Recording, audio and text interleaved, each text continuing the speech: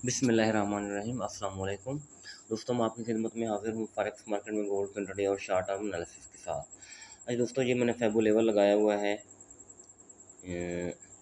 2353 के round about. ठीक है जी। H1 का टाइम फ्रेम है मेरे पास और टॉप मैंने बनाया है 2402। ठीक है जी। यहाँ तक फेबो लगाया है। जब यहाँ तक फेबो लगाते हैं जो हमें रिज़ल्ट मिलते हैं वो रिज़ल्ट कुछ इस तरह हैं। देखिए, मार्केट ने कंप्लीट 61.8% रिट्रेसमेंट मुकम्मल की। नीचे विक लगे, इसका कोई इशू नहीं, विक हमेशा मार्केट लगाती होती है। मुख्तलिफ ब्रोकर मुख्तलिफ विक्स लगाते हैं। मेरे पास एक्सनेस है तो एक्सनेस की विक आमतौर पर थोड़ी बड़ी रहती है बाकी ब्रोकर्स की निस्बत। चलो, कोई इशू नहीं है। तो मार्केट यानी गोल्डन लेवल से ऊपर उठ रही है अभी। ठीक है जी। इस वक्त तकरीबन दोबारा 61 से मार्केट ऊपर उठी है। 50 को इसने ब्रेक किया है। ठीक है जी। 50% ऑफ फेबो को इसके ऊपर मुकम्मल कैंडल दी है मार्केट ने। ठीक है जी।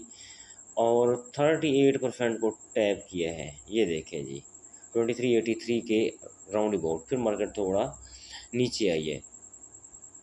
देखिए, जब भी मार्केट 60% रिट्रेसमेंट मुकम्मल करती है ना, तो फिर वो उसी सूरत में जाती है, उसी समत जाती है, उसी डायरेक्शन में जाती है, क्योंकि रिट्रेसमेंट मुकम्मल हो चुकी होती है। ठीक है। डायरेक्शन कौन सी? जिस डायरेक्शन से आई थी, तो डायरेक्शन ये बाय डायरेक्शन थी। प्रीवियस डायरेक्शन जो देखा है ना, ये वाली जो डायरेक्शन है ये बाय डायरेक्शन है हमारे पास। ठीक है जी। रिट्रेसमेंट मार्केट ने की, नीचे आई, 60% रिट्रेसमेंट करके अब होना तो यही चाहिए कि मार्केट दोबारा बाय में जाना चाहिए, as per rule, as per chart, as per Fibo level. ठीक है जी। तो जाना तो ऊपर चाहिए और मार्केट किसी हद तक जा भी रही है, लेकिन ये अलग बात है, थोड़ी सुस्त है। सुस्त होना चाहिए था क्योंकि अभी मतलब टाइम खासा गुजर चुका है। कल कल के लिए वीडियो बना रहे हैं, टाइम गुजर चुका है, बल्कि आज ही कहेंगे। डेट बदल चुकी है। फेड चेयर पावल मीटिंग है 31 को, वेंसडे। तो मेरे ख्याल में मार्केट उसका वेट करेगी। उसका वेट क्या क्या करेगी? उसके लिए वेट यही हो सकता है कि मार्केट रेंज बाउंड रहने की कोशिश करेगी, कोई नया लेवल अटेम्प्ट नहीं करेगी। तो इस वक्त तक H1 में जो देखा जाए तो मार्केट देखें आज 61 से ऊपर उठी है, 50% रिट्रेसमेंट, 50 के बाद 38 के ऊपर, 38 के ऊपर बाद बारी आती है 26 की। और ये जो रीडिंग बनती है हमारे पास, ये नियर अबाउट हमारे पास बनती है 91 के राउंड अबाउट। ठीक है जी। तो अगर मार्केट यहाँ से उठी तो पहला टारगेट इसका 91 होना चाहिए, 2391। ऊपर मूविंग एवरेज पड़े हुए हैं, स्ट्रांग मूविंग एवरेज पड़े हुए हैं। यहाँ से अगर रिजेक्शन ली तो फिर ये दोबारा मार्केट नीचे गिर सकती है।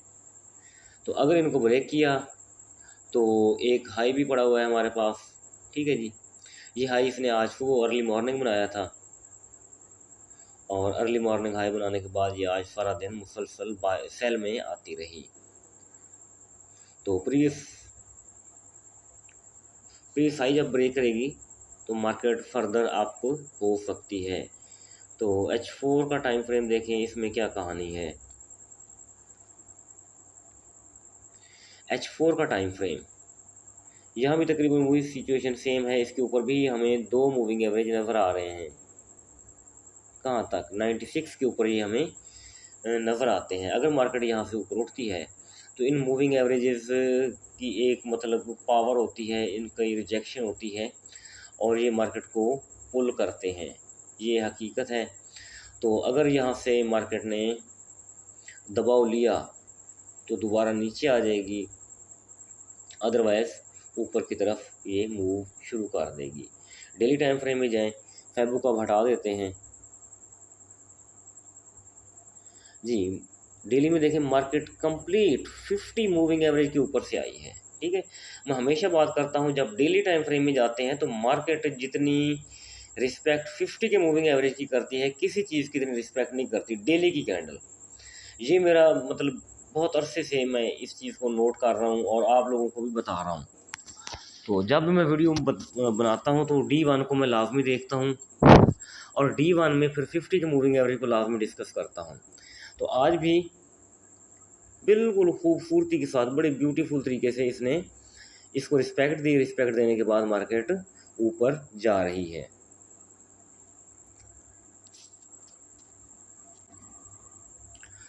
तो अब सिचुएशन ये है कि अगर मार्केट यहाँ से ऊपर उठती है तो ये विक पड़ी हुई है हमारे 24, 22 के आसपास, 50% ऑफ विक।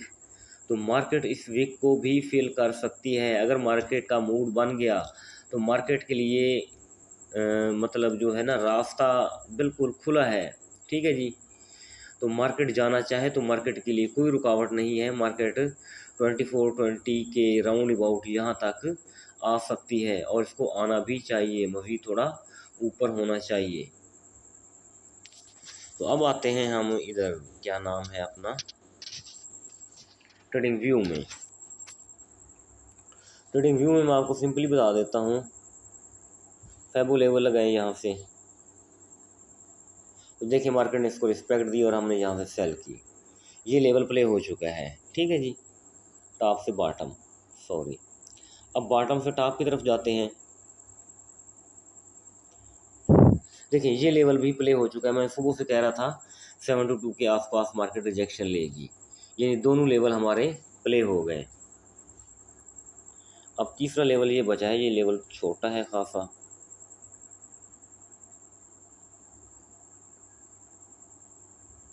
तो ये हमें तकरीबन 92 के राउंड अबाउट बता रहा है। ठीक है जी। 89 और 92, यानी अगर मार्केट यहीं से ऊपर उठती है तो 89 और 92 यहाँ से रिजेक्शन ले सकती है। इसके ऊपर मंथली लेवल पड़ा हुआ है 96 वाला। मैं अभी थोड़ी देर पहले भी मैं ये बात कर रहा था, अगर लोग आप बाय में बैठे हैं तो मार्केट नीचे रेड लाइन से उठी है तो रेड टू रेड तो जाना पड़ेगा इसको। 96 के राउंड अबाउट मार्केट बहरहाल जाएगी। तो अगर 92 के तक जाएगी या 96 के ऊपर विक लगाएगी तो अगला जो हमारा टारगेट होगा या जो हमें मतलब जिस चीज़ को हम देख रहे होंगे नेक्स्ट, वो ये देखेंगे अगर 96 को ब्रेक नहीं करती तो फिर तो नीचे आना पड़ेगा इसको। ठीक है जी। तो अगर 96 के ऊपर घंटा गुजारती है, एक स्ट्रॉन्ग कैंडल देती है, या 4 घंटे गुजारती है मार्केट, सो ऑन, नीचे नहीं आती बल्कि ऊपर स्टेबल होने की कोशिश करती है, तो फिर हमारा जो पहला टीपी है ना, तो फिर ये वाला टीपी ओपन हो जाएगा 2409। ये ईयरली लेवल है ब्लैक वाला। ठीक है जी। तो ईयर का मतलब देखिए, मैं शुरू में बात की है, मेरी बात को आप गौर से सुने। फेड चेयर पावल मीटिंग की मैंने बात मतलब वीडियो के शुरू में कही। तो अगर मार्केट 96 के ऊपर कल का दिन या नेक्स्ट जो कमिंग डे है वहाँ अगर स्टेबल होने की कोशिश करती है तो एक तो टारगेट ये है 2409। तो यहाँ फिर गेम मतलब बनेगी। अगर इसके नीचे, ईयर के नीचे रहती है तो फिर ब्लैक और कहाँ से है, ब्लैक 2349 है। सिंपल सी बात है, ईयर टू ईयर।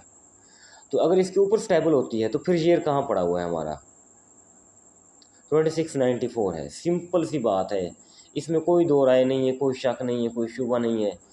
तो ये तो होना पड़ेगा फेड चेयर पावल की मीटिंग के दौरान। तो हमने ये लेवल देखने हैं कि मार्केट किस लेवल के ऊपर स्टेबल होना मतलब हो रही है या किस लेवल के ऊपर स्टेबल नहीं हो रही। तो उसी हवाले से हम अंदाज़ा लगाने की कोशिश करेंगे कि फेड चेयर पावल की मीटिंग में मार्केट की डायरेक्शन क्या हो सकती है पॉसिबल।